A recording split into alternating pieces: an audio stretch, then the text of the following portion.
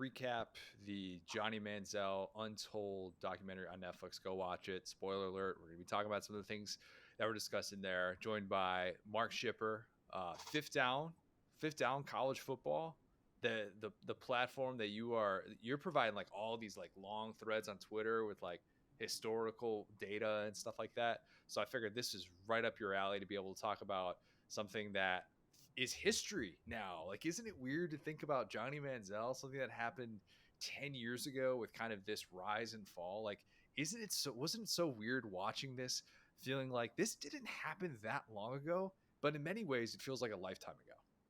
Yeah, there's kind of a surreal nature to it. Absolutely. I was tweeting a little about it yesterday, and when I now think about the Johnny Manziel era, it's like it was just like a little flicker of lightning. I mean, it was there, it was a bright flash, and then it was gone. And the fact we're already into the retrospective period on this is kind of wild.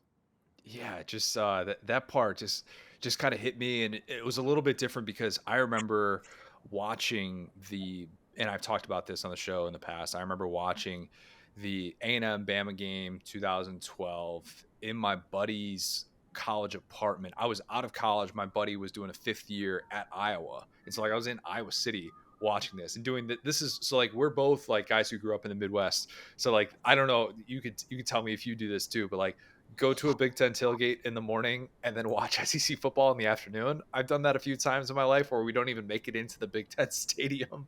I was doing that even at the time, well before I was covering SEC football. But I remember that day so vividly of being like, what this Manziel kid is doing against Alabama, like it's must see TV. Do you remember like kind of where you were when all of this kind of got set in motion and Johnny football became a thing? Yeah, well, I remember the Alabama game very well. I was actually back in Minneapolis with some family, and the game was on, and we actually had to go out for a while and then come back. But I picked in this pick'em league that my dad started way before I was around, and as I got older, I got uh, baptized into it, and they just picked a big slate of games from around the country. It was just some guys who loved college football, pure love of the game, and I actually picked Texas A&M to upset Alabama in that game. I didn't have any huge insight. I didn't have any major reason. It was a total gut feeling. JFF Magic, Johnny Football, Alabama's due to get upset at some point. I picked them, and so we were gone and came back and watched the end of the game, and it was I didn't actually think Texas A&M was going to win. It was kind of a lark. Like I'll be the only guy in the league that picks it. Then they won it, and from that moment on, the Johnny Football phenomenon was a rocket. It was a rocket, and like that's what the doc kind of gets into. And I definitely want to get your thoughts about specific things. But for so many of us who weren't necessarily dialed into A&M, I think that's when so much of the Johnny Manziel story began.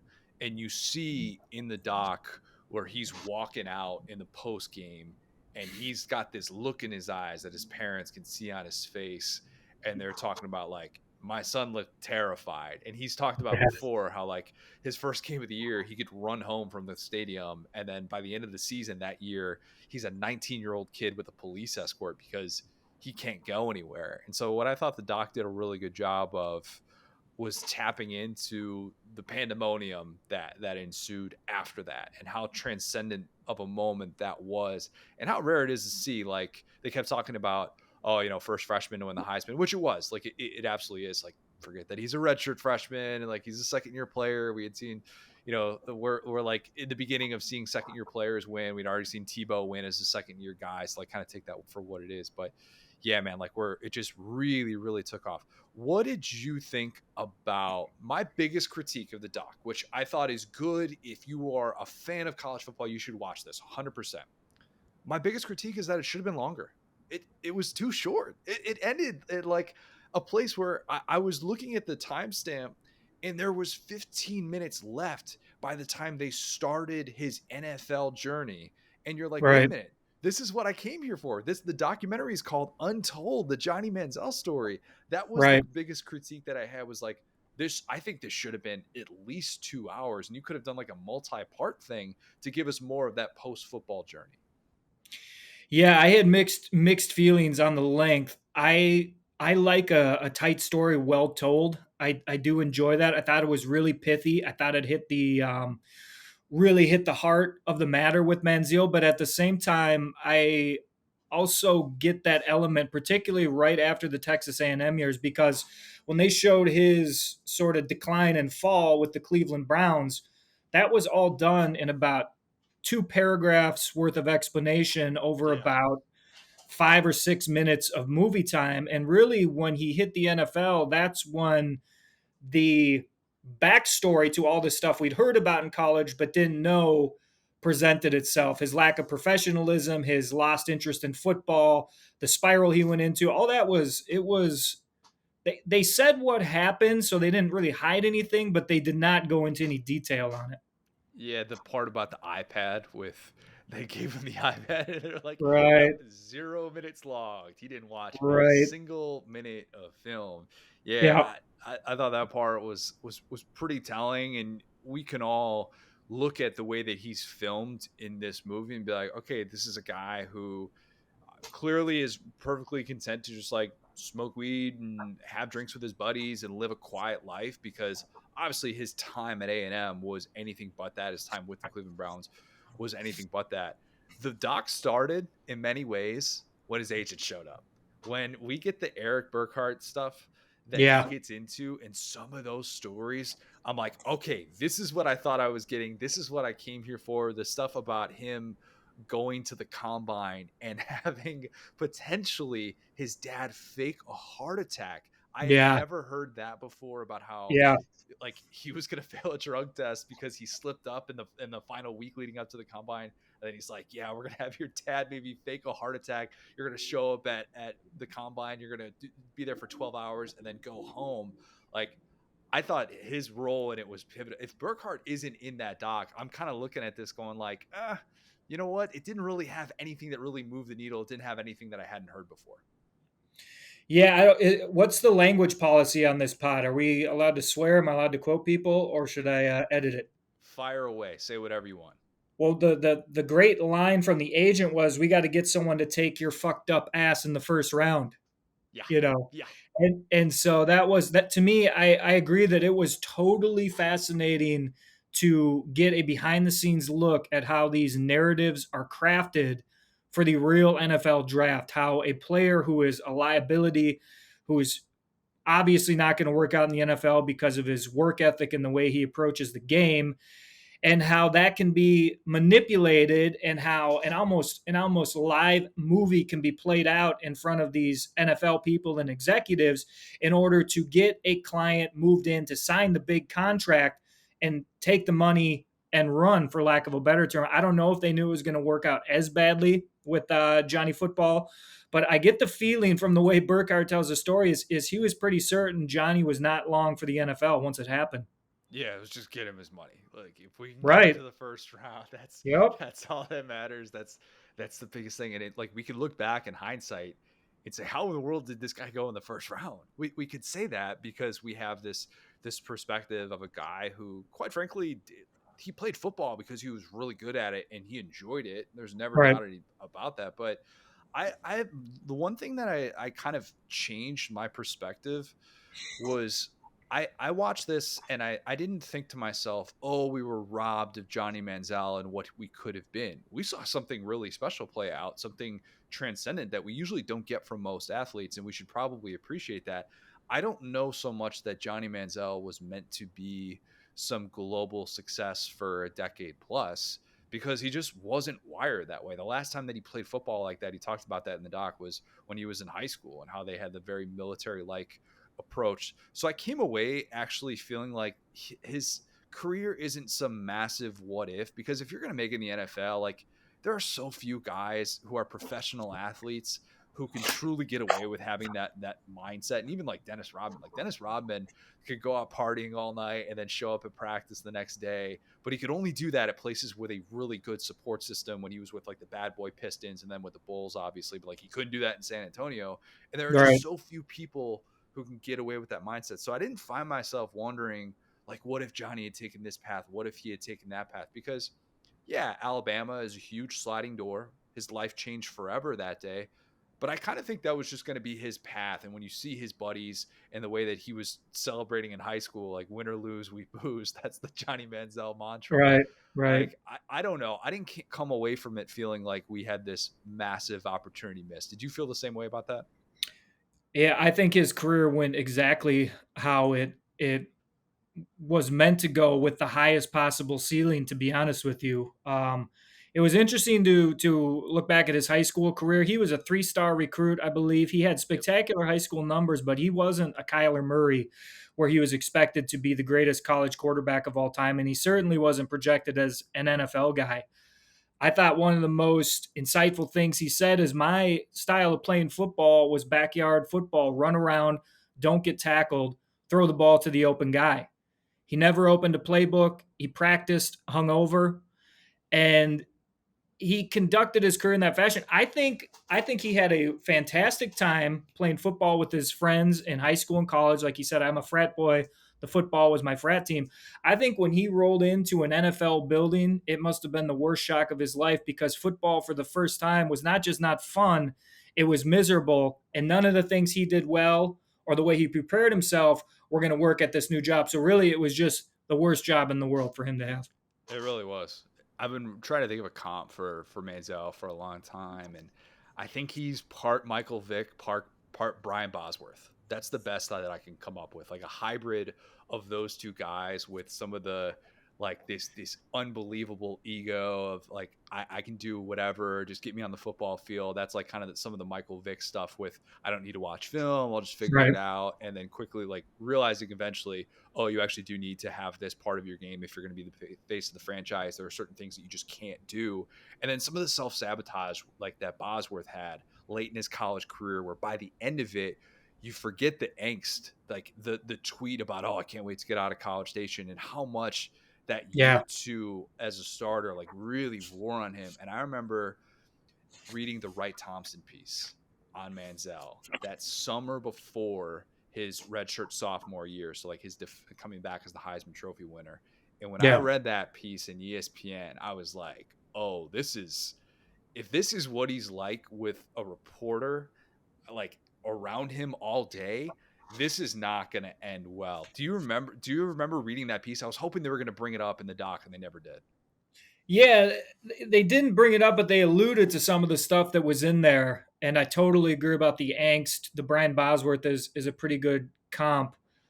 Um, it, he was starting to get miserable with it, and he was like Bosworth. Also, he picked a fight with the NCAA Yep. that is just not worth it. It's not worth it in the end. As wrong as the NCAA often is, as ridiculous as the NCAA often is, you got to do your time and get out of there, and maybe try to bring some change to the system for future players. But the stuff he tried with the NCAA was crazy. One of my most interesting parts in the documentary, the part that I absolutely loved, was actually a massive media fail, which is his buddy Uncle Nate, Nasty Nate, whatever you Yep. want to call him, concocts the preposterous scheme to lie about the autograph money and the trips and everything Johnny's doing inside of school, and just say he came from oil money. I still believe that until yesterday. I thought Johnny Manziel came from a rich family and he had a little bit of rich kid to him. Turns out that was just a completely concocted story to get the NCAA off his back. So he had a lot of stuff piling up.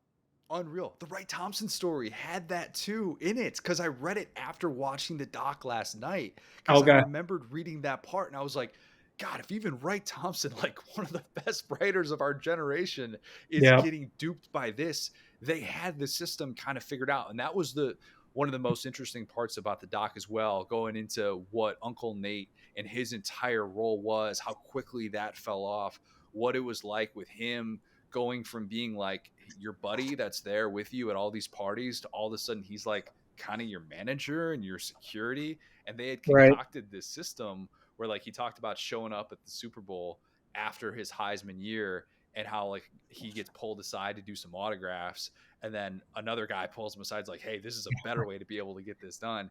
And Yep.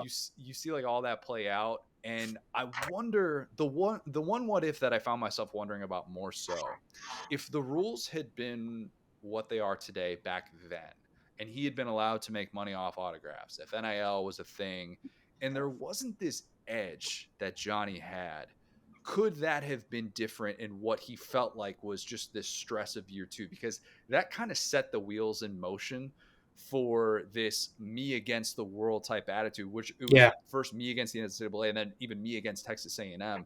I felt like that could have been something where it would have changed his trajectory, and it would have been, yeah, like he would have had a lot more people who could come at him, but at the same time, like he could have made a lot more money and it would have been within the confines of the sport, and we wouldn't have had the anger that he very much seemed to feel that he carried with him for the rest of his career. Yeah, I think that's a pretty good insight. I think that's very fair because what he did is he turned himself into an outlaw. He was he had an edge to him, but at his heart, he seems like a fun guy and a fun guy to be around and a fairly friendly guy as far as it goes. He has groups of friends. He can clearly attract people to him. He can keep people around for apparently as long as he wants until he feels like he has to let them go. But when you think, he said at one point he had $100,000 cash under his mattress. He was getting paid in huge cash, and he was getting paid cash from shady people. That was a thing that also just kind of came to me when I think about college athletics broadly and how it used to be. And it's a good thing we're getting away from it. As soon as you get this kind of prominence, people who want to make money off you show up, and they don't care about you. These people didn't care about Johnny Manziel. They didn't care about his eligibility for the NCAA. They didn't care about his reputation. They fed him cash, and he returned the service and autographs and appearances. So you got to worry about the IRS. You got to worry about people robbing you. You got to worry about jealousy. You know you're breaking the rules, which could cost your team, your teammates. You're lying to your head coaches. So I totally agree that due to the NCAA's structure, Manziel forced himself into an outlaw role that, without doubt, led to a monstrous stress level for him as a 19 and 20-year-old. Can you imagine being the NCAA and knowing Johnny Manziel is 100% pulling one over on us? Like, no doubt about it whatsoever. I don't care if they bought the oil money story, whatever. They know there are people that are getting to this guy and are making sure that his pockets are lined with cash. Can you imagine having to come in and decide after all of this, where this guy is spitting in the face of your rules and your president is having to get up there and talk about, oh, are you guys eventually going to pay athletes? And they have to continue to defend this all because of what we're seeing play out with Johnny Manziel, where he's making A&M, what, $37 million they talked about in free free Yeah, revenue with advertising and all that stuff as well. And can you right. imagine being the NCAA and being like, all right, you're suspended one half. One half is all they got. That was a joke then. It's an even Yeah, bigger joke now. I forgot it was like 24-21 against Rice. Were you dialed yeah. into that game? I think I remember turning that on, being like, okay, now is the time that we get to see Johnny Manziel cook. I watched most of his games, so I was probably watching that game. I don't remember too many details about it. I know Rice's quarterback tweeted something out yesterday, and he said that was the loudest stadium he'd ever been in when Johnny Manziel returned to the field. All that stuff with the NCAA, and it was classic NCAA verbiage. I think their expression was failure to not commercialize your likeness. Yeah. I mean, it was just this preposterous NCAA, perfect for the NCAA. I mean, right on brand for that organization, but just ridiculous to the rest of us. I think the number that A&M gave out was that year after Johnny's redshirt freshman Heisman season, they raised 300 million more than they'd ever raised in the past. So 300, they didn't raise 300 million, they raised 300 million more than their previous record. It was an administrator, maybe the president came on and said, if you think it's more difficult to hire professors now to get the best people at A&M, you don't know anything about human relations. So Johnny Manziel, for me, it was the first time Texas A&M in my lifetime has been cool. I like some of their players in the '90s. I remember Sir Parker was a cool running back. Leland McElroy was a good player for them. They RC Slocum was kind of a stylish coach, but A&M has never been cool. And Johnny Manziel for that period totally changed the way Texas A&M was perceived in the state of Texas and nationally. He was. And there was a moment where Billy Lucci brought that up. Shout out to Billy Lucci, good friend of Texags, who was talking about I don't know if one player has ever made that kind of impact at a university, because Yeah. A&M, has this proud tradition, and people like will make their jabs at A&M, and they'll say like it's a cult, and they'll say it's this, it's that, but at the same time, you see what it's like when something like that happens. I don't think that we can just assume that Johnny Manziel exists in that way in each college football ecosystem. It was Right. like that in part because of the history of A&M, because of the fact that it was their first season in the SEC, and how pivotal that was to have that, especially with a first year head coach. That was one of the things I was wondering about too, of like people I wished I could have heard from in this doc. It was great that they got Kingsbury. Kingsbury had some awesome lines in this. We already talked about having Johnny's agent in there as well.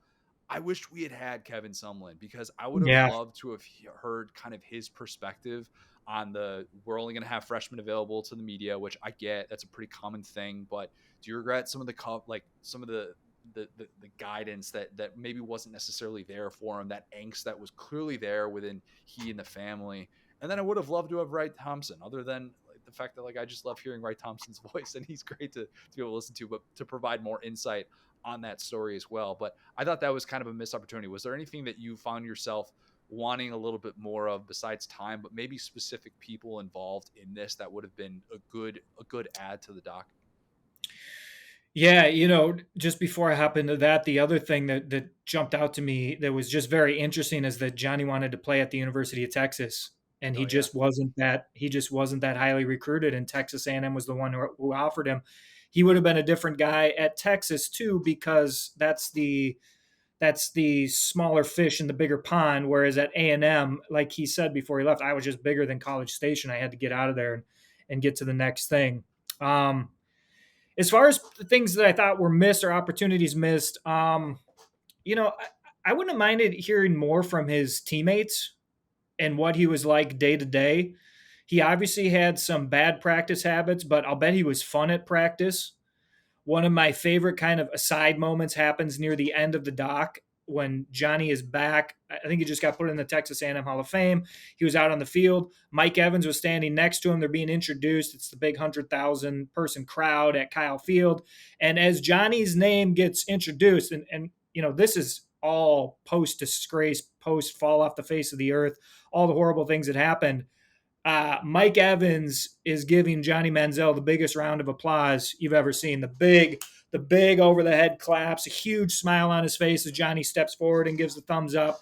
And there was a sense that what those guys probably went through in 2012, 2013 as teammates was a bonding experience that no matter what happens, they'll always have. So I kind of would have been interested to hear from more people outside of Johnny's friend group who knew him a little bit in college. But outside of that, I can't think of anyone. Like Wright Thompson would have been great. I do agree with that. Yeah, how do we not have Mike Evans in this doc? Like Mike Evans I don't know. that was Johnny's guy. Like Johnny talked. There's a story about Johnny just wanting to be able to give his teammates money, and wanting to get Mike Evans money for diapers for like his baby. And there's Yeah, like that bond would have been really interesting to kind of dig into, and more so about why this guy, like, because I think there are a lot of moments that you could look at probably over the course of Johnny's career and say, well, he's unbelievably selfish. You can't be the face of a university, a program, and make some of those decisions, where he's talking about practice, a little bit of an Allen Iverson yeah, quote talking about that. But getting yeah, I agree with you. Like Ryan Swope, get him in there. Get Mike yeah, Evans in there. Get some of these guys who could have provided that perspective that Kingsbury had. And Kingsbury was a great quote in this. But yeah, just seeing like why he was well liked, why he was intoxicating, like why, in addition to people from Nate, like why was he a guy that you wanted to go out and party with, and why did it take on this larger than life thing? But yeah, I thought overall like an enjoyable watch, a really enjoyable watch. I still have higher expectations for Swamp Kings, and I've been told that Swamp Kings is even better, and that's going to be the side by side, because of when it's coming out. It's the same series. It's through Untold, which is yeah. a Netflix project. So like Right. it was good, and it scratched that itch. But that's one of those things where I wonder if like the time of year that it came out impacted it, much like how The Last Dance that came out right in the beginning of COVID. Everybody's loving it. Everybody's talking about it. I think time of year probably helped it. It made it an appointment viewing. Did you like? What did you come away from this feeling like? Do you feel like you want to rewatch this, or you're like, all right, I'm good. I kind of saw what I needed to see. On to the next one. Give me Swamp Kings. Well, I'm definitely excited for Swamp Kings, and Swamp Kings better be longer because that's just a bigger story. That's multiple years and multiple guys and some true insanity and madness. I mean, the personalities, and then after Florida, you know, not to go too far down the Swamp Kings rabbit hole, but Urban Meyer burning out at the University of Florida as fast as he did, when it appeared he could have put together a Saban-esque dynasty down there, is just a massive story on its own. To burn the candle that bright at both ends, that in the prime of your coaching life you're gone that fast. I can't wait for Swamp Kings. As far as this one goes, and Johnny goes, I would definitely watch this again. There are more details I want to get into. I kind of want to put the timeline together a little bit more. The sophomore year kind of free fall, jump out of the airplane and hope the chute opens, is fascinating to me, and particularly how it rolled into the NFL and how quickly that ended. I think I'd like to lock in the timeline just a little bit better. And then there are some great lines and some old kind of triggering memories that, as someone who just follows the culture of college football, it's a time I like to go back to, pre Kyle Field renovation and a bunch of stuff like that. So I think it's rewatchable, and the short length actually plays into that part of it.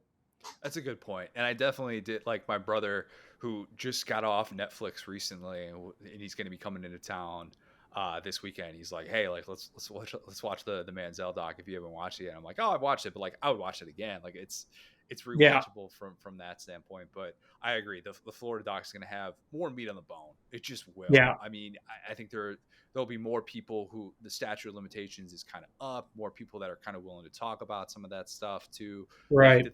to think that they only got as few people like associated with A&M who are willing to kind of go on record, and they kind of had to paint the picture of like him getting inducted in the Hall of Fame there and all that stuff, was just a little bit of like, man, that just, it felt like we could have gotten more, and hearing both sides of that would have been good, but enjoyable nonetheless. What are there, I feel like with 30 for 30s that are out, so many of these stories have been told already, and it's kind of tough to find some of the new ones. But I was Yeah. trying to think of like, are there any others that you like, if you could sign off on a project, and we'll close with this thought, the Hmm. project that needs to get made that hasn't been written about or that hasn't been talked about enough in college football that would be perfect for a setting like this. Man, that's an interesting question, because I was just thinking back to like some of the programs that have had problems or issues or interesting occurrences, and a lot of them have been hit. The ESPN 30 for 30 series and sort of the SEC storied, and some of the others have done so well. I was thinking of USC, but there's the rise and fall of Troy or whatever it Yep. is, and there's Ohio State, and we got the Tressel story, Youngstown boys. We got the Swamp Kings coming up. Um, you know, the turnover, I'm not sure how you'd frame this story to make it extremely compelling and not too much for specialists. The turnover at Florida State at the end of Bobby Bowden's time to Jimbo Mm. Fisher, and then Jimbo Fisher walking away from Florida State because he didn't feel like their booster groups were aligned, that their vision was strong enough for the future, et cetera, and sort of causing Florida State to have to rebuild. That to me is a fascinating story, because Bobby Bowden was Florida State. Everything he built funneled through Bobby Bowden and worked with Bobby Bowden. Jimbo kind of just inherited the crown, but the systems around him were crumbling. So a Florida State story would be one I'd be interested in watching for certain. Maybe 2019 LSU. There's a story there as well with Ed O and his coaching staff. That's the next one. That's a good point. And see the rise Yeah, and fall of that, of like of post 2019, and yeah, until like, because I could totally see him. You'd film him sitting at a beach somewhere. He's just golden tanned, crispy, burnt, like ripped. just yoked, and you'd be Right. sitting there filming him, and you'd have to have like the subtitles to be able to make it work Oh the yeah, entire time. totally. But like I would be here for that. That'd be a great story to tell. I would watch a doc on that, like Florida State, and then like a maybe like a one off within it on the Peter Warwick story and his kind of rise and fall would be fascinating to get into. And yeah, Yeah. everything that happened with that transition, that's good. But yeah, we gotta make sure that every story in college football is told like this possible way, because it felt like for a long time we weren't getting these stories, and now it feels like we kind of are. And I'm so glad that we're seeing these things get made. So yeah, we'll have to do this again sometime. Where can people follow you and get a hold of your content, everything that you're throwing out there? Because you throw it, like I said, like you throw together some of these history based threads that I think are really interesting. That if you're a college football historian, this is the exact type of content you want to consume. Yeah, I appreciate that, Connor. Yeah, Twitter's a great place to find me. Fifth Down CFB. I'm on there a lot. You can get a hold of me there if you want to. And from Twitter, I put all my appearances and stuff I'm doing. The Fine Bombs, the Sirius XMs, all that other stuff is there, so you can branch off there. I have a YouTube channel. Again, you'll find that at Twitter. I got a link tree. My website, you have a link tree. I got a bunch of, if you're into college football history, my website has a bunch of stuff with, stories about this game, stuff with Steve Spurrier, stuff with some of the big figures, the way this game's developed. So fifthdowncfb.com. But come find me on Twitter if you want to hang out and chat. That's a great place to start. And I love college football and college football fans. So you come over there looking to talk college football, you'll get my attention for certain. Awesome, great stuff, Mark. We'll do it again sometime soon, man. Appreciate it. Argon, appreciate you. Take care of yourself.